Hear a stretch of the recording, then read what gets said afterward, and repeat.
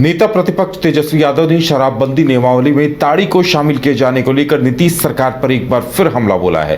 तेजस्वी यादव ने कहा है कि शराबबंदी का समर्थन आरजेडी ने जरूर किया था, लेकिन इससे ताड़ी को दूर रखने की भी बात रखी गई थी, लेकिन सीएम ने इसे कभी नहीं स्वीकार किया। जबकि ताड़ी पर प्रतिबंध लगाए जाने से समाज का एक बड़ा तबका बुरी तरह प्रभावित हुआ है। तेजस्वी ने आरोप लगाया कि बड़ी संख्या में पासी समाज के लोगों को शराबबंदी कानून के तहत जेलों में भरने का काम किया गया है। वहीं उन्होंने सरकार पर हमला बोलते हुए कहा कि शराब तस्करी में बीजेपी के नेता भी शामिल हैं। ताड़ी को इसमें मत जोड़िए। माननीय मुख्यमंत्री जी ने कहा कि नहीं, नीरा जो है वो पिलाएंगे, तब तक हमारी सरकार चली गई। नीरा की क्या स्थिति है आज बता दो।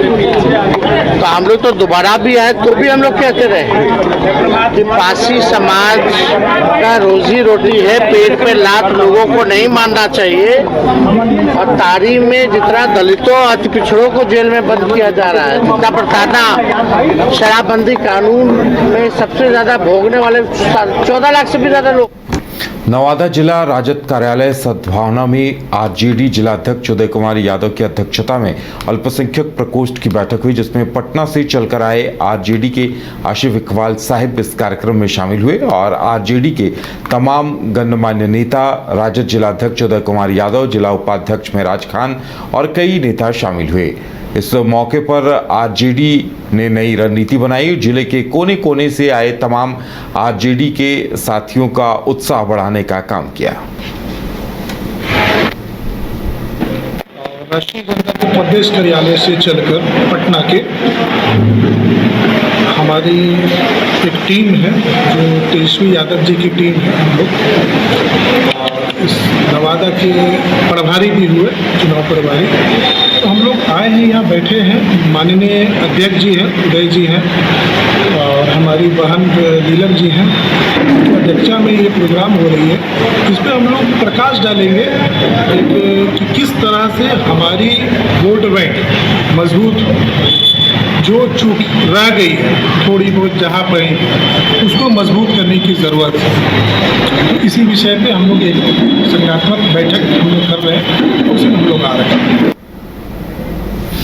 पटना के राजकीय फार्मेसी संस्थान में सत्र 2023-25 के सभी छात्रों के लिए सत्र 2022-24 के छात्रों की तरफ से फ्रेशर पार्टी का भव्य आयोजन किया गया। कार्यक्रम में छात्र छात्राओं की तरफ से रंगारंग कार्यक्रम की प्रस्तुति की गई और छात्र छात्राओं की तरफ से प्रस्तुति से कार्यक्रम में उपस्थित सभी लोग मंत्रमुग्ध हुए। फ्रेशर पार्टी में मुख्य अतिथि के रूप में संस्थान के प्राचार्य राम कुमार ने दीप प्रज्वलित कर कार्यक्रम का शुभारंभ किया। कार्यक्रम में विशिष्ट अतिथि के रूप में संस्थान के सभी प्रोफेसर उपस्थित रहे।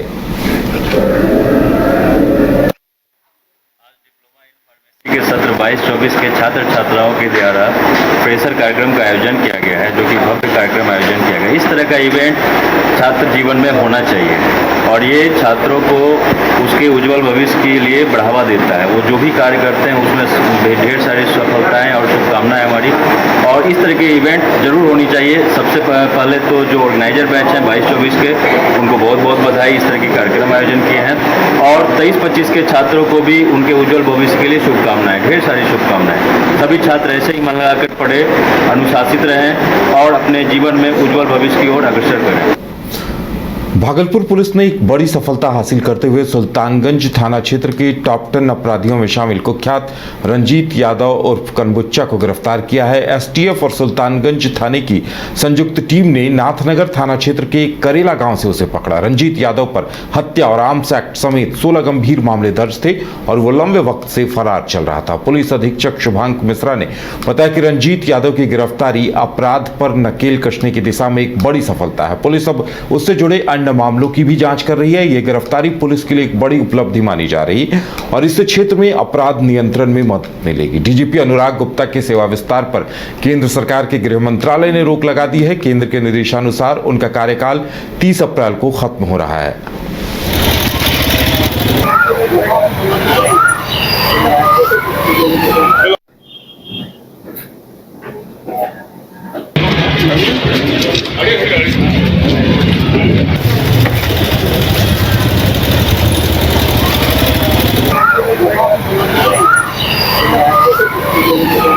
की जो गिरफ्तारी के लिए लिस्ट वांछितों की लिस्ट बनी हुई है। उसी लिस्ट के चलते हम लोग लगातार सूचना संकलन करते रहते हैं और छापामारी और गिरफ्तारी के लिए लगातार प्रयासरत रहते हैं।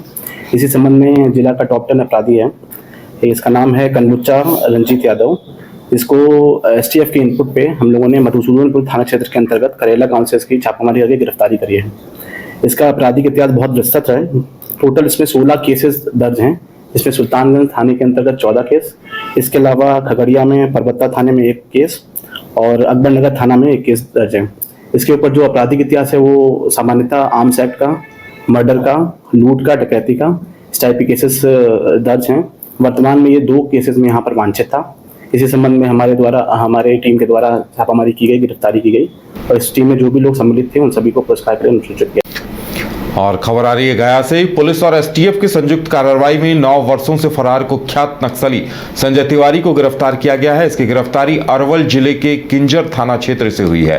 गिरफ्तार कुख्यात नक्सली संजय तिवारी पर साल 2016 में गया के मुफस्सिल थाना क्षेत्र में रेलवे पुल का निर्माण चल रहा था, जिसके बाद इस पुल का निर्माण कर रहे कंपनी से लेवी की मांग की गई थी। लेवी नहीं देने पर गोलीबारी की गई, मजदूरों की पिटाई की गई और कई मशीनों में आग लगा दी गई थी। इस मामले में संजय तिवारी घटना के बाद से ही फरार चल रहा था।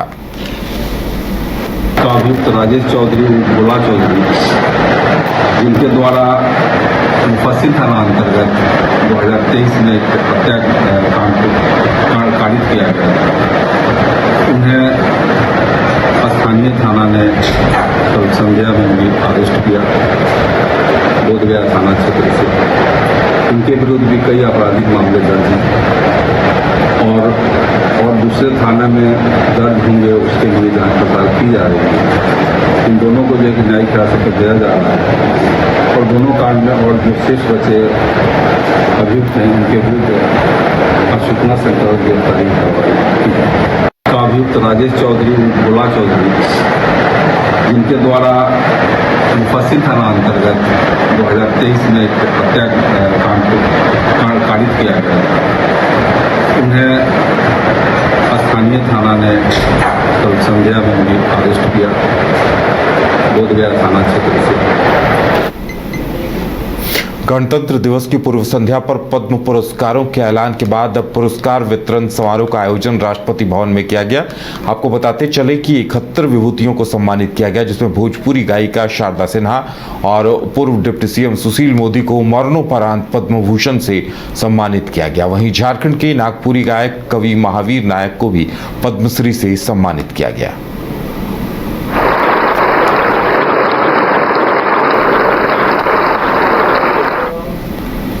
बिहार पुलिस के ऑपरेशन मुस्कान के तहत जहानाबाद पुलिस ने 39 लोगों के चोरी हुए और गुम हुए मोबाइल फोन वापस किए हैं। इस ऑपरेशन के तहत पुलिस ने इस साल लगभग 204 मोबाइल फोन बरामद किए हैं, जिनकी कीमत लगभग 40 लाख रुपए है। पुलिस की तरफ से मोबाइल फोन के असली मालिक को ढूंढकर उन्हें वापस किया जा रहा है। इसके लिए पुलिस को आवेदन देना होता है और प्राथमिकी दर्ज नहीं की जाती है। पुलिस की तरफ से मोबाइल फोन बरामद करने के बाद उसके मालिक को सूचित किया जाता है और उन्हें मोबाइल फोन वापस किया जाता है। मोबाइल फोन पाने वालों ने प्रतिक्रिया देते हुए पुलिस को धन्यवाद दिया है। प्राण कुमार ने बताया कि उनका मोबाइल फोन 1 साल पहले खो गया था। पुलिस ने उन्हें मोबाइल फोन अब वापस कर दिया।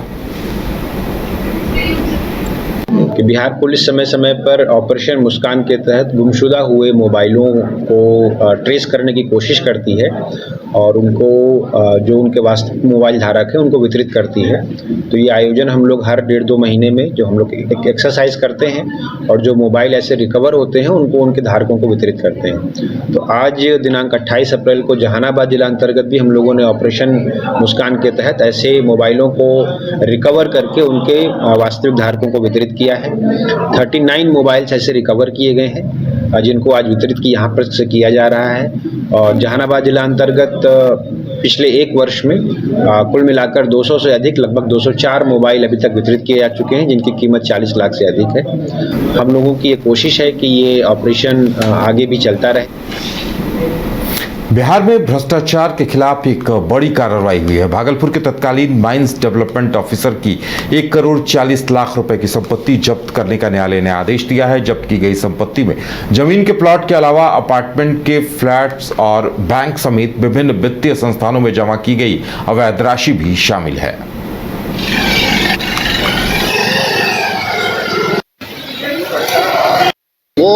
गोपाल शाह जो माइंस डेवलपमेंट ऑफिसर भागलपुर थे, उन ड्यूरिंग इन्वेस्टिगेशन ये आया कि ये आय से अधिक संपत्ति पजेस कर रखे हैं। ये अपने पद का दुरुपयोग कर अपने एवं अपने परिवार के नाम संपत्ति अर्जित की, जिसका कोई वैध सोर्स इन्होंने नहीं बताया, ना अनुसंधान में बतलाया और ना माननीय न्यायालय में बतलाया।